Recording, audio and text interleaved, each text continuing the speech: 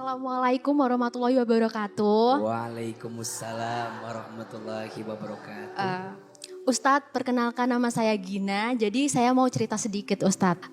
Saya itu seorang wanita yang memiliki penyakit glaukoma Pak Ustadz. Jadi saya merupakan salah satu penderita glaukoma dan sekarang memakai mata palsu.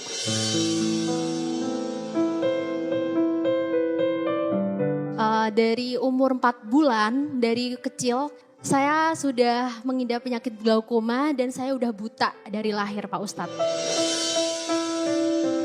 Jadi selama itu saya hanya memiliki satu mata atau cuman dengan satu pandangan Pak Ustadz. Nah ketika 4 bulan itu hingga dewasa saya memiliki mata yang besar warna biru.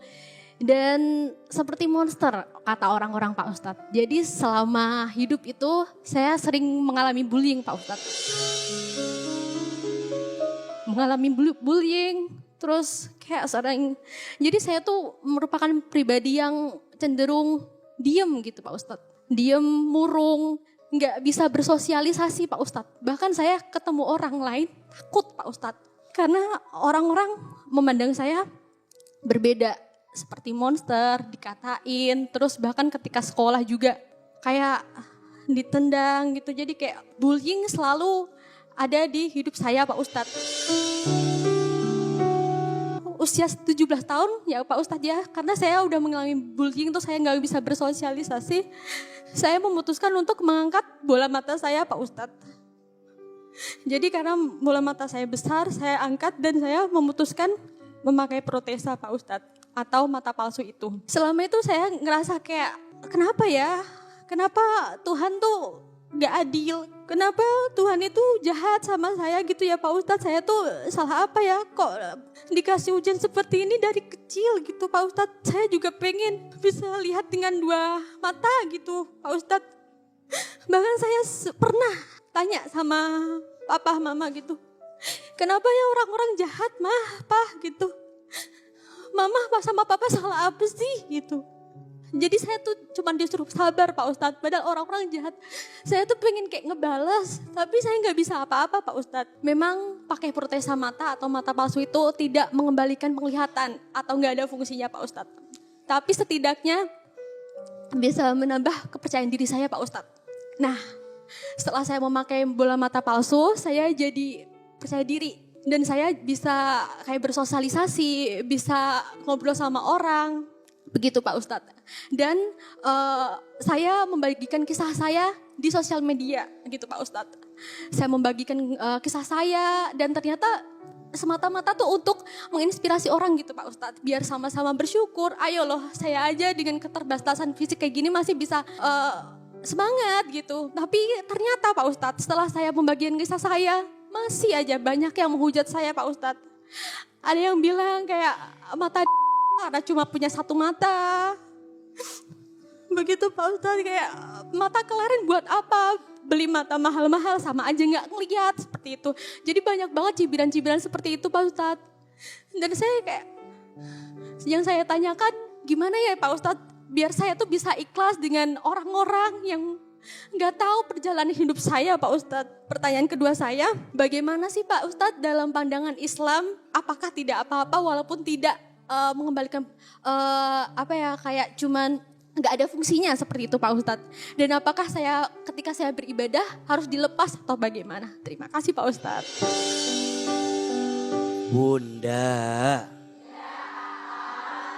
semua yang diciptakan oleh Allah itu pasti dengan penciptaan yang paling baik. Quran surat At-Tin ayat 4. A'udzubillahi minasyaitonirrajim. Bismillahirrahmanirrahim. Laqad khalaqnal insana fi ahsani taqwim. Sungguh kami telah menciptakan manusia dengan bentuk yang paling sempurna. Maka mohon maaf, pesan untuk siapapun, jangan suka menghina apa yang diciptakan oleh Allah. Kalau kita menghina apa yang diciptakan oleh Allah, berarti sama dengan kita menghina siapa? Allah. Jangan pernah merendahkan siapapun yang diciptakan oleh Allah. Boleh jadi orang yang kamu rendahkan lebih mulia dalam pandangan Allah daripada kamu yang merendahkannya. Hati-hati dengan bullying, dengan sikap menghina, menjatuhkan, karena traumanya sulit dihilangkan. Berkatalah sesuatu yang jika orang lain berkata itu kepadamu, kamu akan senang mendengarnya. Berarti jangan berkata sesuatu yang kalau orang lain berkata itu kepadamu, maka kamu pun akan dibuat sakit hati dengannya. Maka Kak Gina, untuk semua cacian, untuk semua hinaan orang, biarkan Allah yang membalasnya. Allah tahu sakit hatimu, Allah tahu perasaanmu. Barang siapa hambaku yang mereka mendapatkan ketentuan dariku atas sesuatu yang mungkin dia tidak senangi, tapi dia bersabar, tapi dia terima dengan semua yang Allah berikan, maka Allah akan hapuskan dosanya dan Allah akan berikan pahala terbaik untuknya. Maka mohon maaf, kalau ada orang yang menghina, jangan dibalas menghina. Biarkan Allah yang membalasnya. Karena sebaik-baiknya yang membalas siapa? Allah. Jelas? Yang kedua, terkait dengan beliau harus menambahkan sesuatu di dalam tubuhnya. Kalau sesuatu itu, mohon maaf ya, dilakukan dalam keadaan untuk menghindari sesuatu yang madorot dan tidak merubah ciptaannya. Artinya itu dilakukan memang bukan karena, dalam tanda kutip ya, bukan hanya semata-mata ingin cantik, bukan hanya ingin dipuji. Untuk meninggalkan madorot, maka hukumnya boleh. Ad-daruratu tubihul mahdurot. Segala sesuatu untuk menghindarkan darurat, hukumnya diperbolehkan. Hanya mungkin mohon maaf, Kak Gina kalau bisa dilepas, copot, pasang, lepas gitu, sakit apa enggak?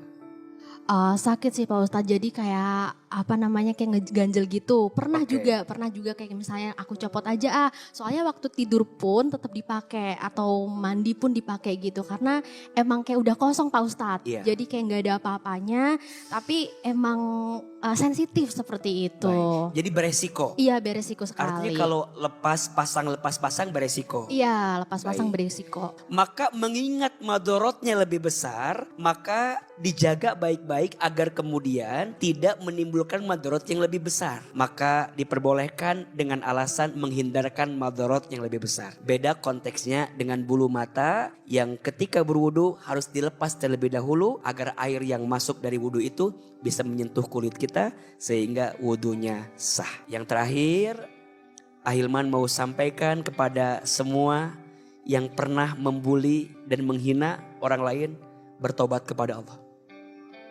Minta ampun kepada Allah. Mohon maaf. Kata Nabi, nanti ada manusia yang masuk golongan muflis. Apa itu muflis? Muflis itu orang yang bangkrut. Siapa orang yang bangkrut itu? Orang yang ketika nanti hari kiamat, dia membawa pahala sholatnya, dia membawa pahala baca Qur'annya, dia membawa pahala puasanya, dia bawa semua pahala amal solehnya. Tapi mohon maaf, ketika dia sampai kepada Allah, ada orang lain yang datang kepada Allah melaporkan kezoliman yang dia lakukan. Ya Allah, terima sholatnya, tapi pindahkan pahalanya kepada saya. Karena semasa hidup dia pernah menghina saya. Maka dosanya orang yang dia sakiti dipindahkan kepada yang menyakitinya. Kalau tidak di dunia, hisabnya di akhirat. Allah tahu seperti apa. Itu bikin aku insecure, bahkan kayak mengurung diri gitu loh Kak. Kayak gak pede dengan diri sendiri gitu. Tapi untungnya Allah masih sayang sama aku gitu. Tiba-tiba masih bangun. Dan di situ kayak ngerasa, oh Tuhan tuh masih ngasih hidup ya, ngasih kesempatan buat hidup ya. Makanya dari situ aku terus berjuang untuk hidup walaupun pahit gitu Kak. Alhamdulillahnya sih aku lebih kayak yang gak pernah cerita sama siapa kan bingung mau cerita sama siapa. Dan untungnya saya bisa cerita sama Ustadz, jadi keluh kesahnya, jadi bisa mendapat insight gitu. Assalamualaikum warahmatullahi wabarakatuh. Nama saya Gestina. Qadarullah, saya anak broken home. Orang tua udah pisah sekitar kurang lebih 7 tahun yang lalu. Hubungan sama ayah cukup masih baik, tapi sama ibu udah nggak terlalu baik karena ibu sudah menikah dan punya anak. Semenjak menikah lagi, ibu rasanya udah lepas dari tanggung jawabnya sama anak-anaknya. Udah gak ingat sama anak-anaknya lagi. Aku tinggal sama nenek, sama 3 adik-adikku. Gak tinggal sama orang tua. Aku yang mengurus adik-adik. Ketiga adik aku sekarang sekolah SMK. Alhamdulillah sekarang kelas 3. Ada yang mondok juga sambil sekolah. Sama ada adik kelas 5 SD. Semuanya alhamdulillah dibiayain sekolah oleh aku Ustadz. Karena orang tua udah gak tanggung jawab.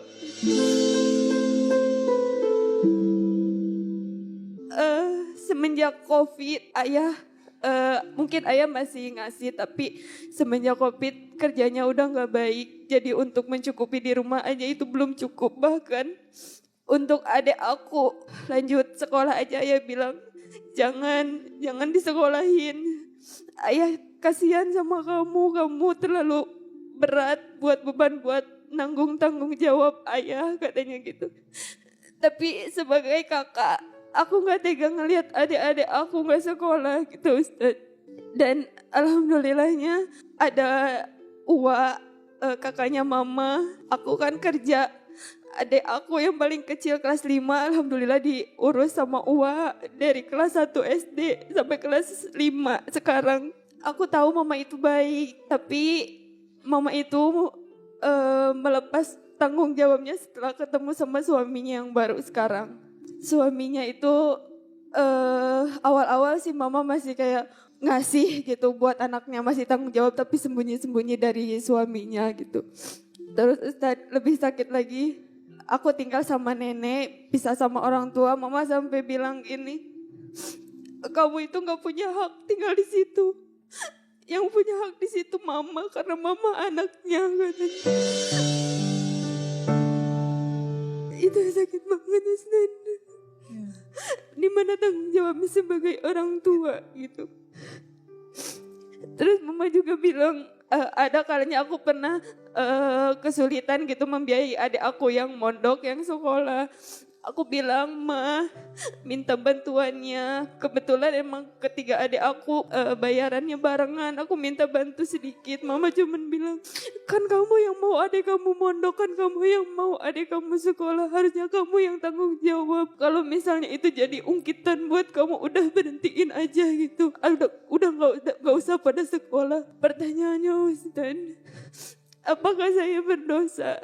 Apakah saya menjadi anak yang durhaka sama orang tua, terutama sama mama? Karena setiap kali ada mama, itu awalnya selalu kesel. Bahkan selama kurang lebih 6 tahun mama menikah sama suaminya, gak pernah manggil ayah. Dari awal mama sama ayah masih suami istri, suaminya yang sekarang tuh selalu nelpon di depan aku. Kapan ceraiin suaminya gitu.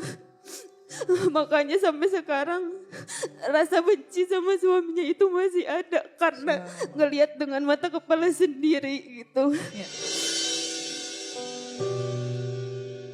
Apa yang tadi kita dengarkan, ketika orang tua melepaskan tanggung jawab pada anak, sudah masuk kategori orang tua yang zalim. Dan beliau harus menjadi seorang anak yang juga harus ikut membantu kebutuhan adik-adiknya. Masya Allah.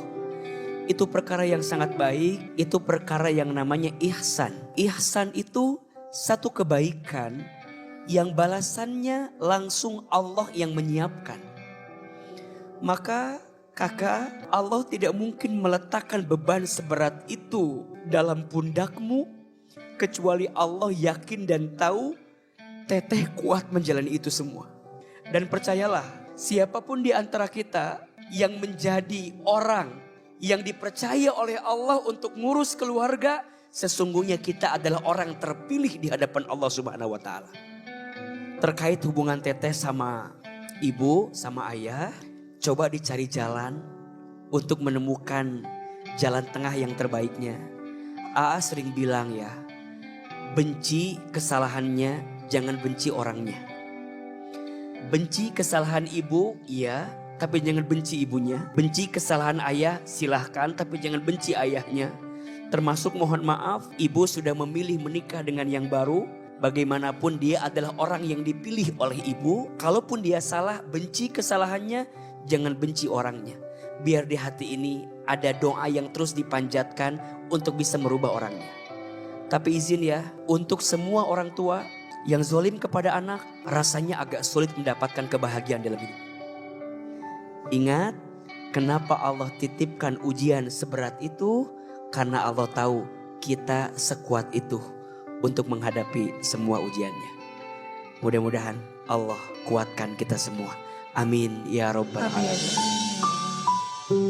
Mama tuh sebenarnya baik kok. Mama tuh sayang sama kita gitu. Mungkin karena keadaannya aja yang kayak gini. Aku bilang gitu, jangan sampai benci mama ya. Aku bilang segimanapun dia tetap orang tua kita gitu. Nanti kalau misalnya kamu sukses, kamu punya uang banyak, tetap harus ingat sama mama. Ingat sama orang-orang yang baik sama kamu, yang ngurusin kamu. Selalu bilang kayak gitu. Dan adek aku bilang, iya teh pasti kok. Pasti aku ingat sama mama katanya. Nggak akan kok benci sama mama, tapi kenapa mama kayak begini? Di sekolahnya ada kegiatan apa yang harus ada orang tua, adik aku nggak ada orang tuanya yang datang.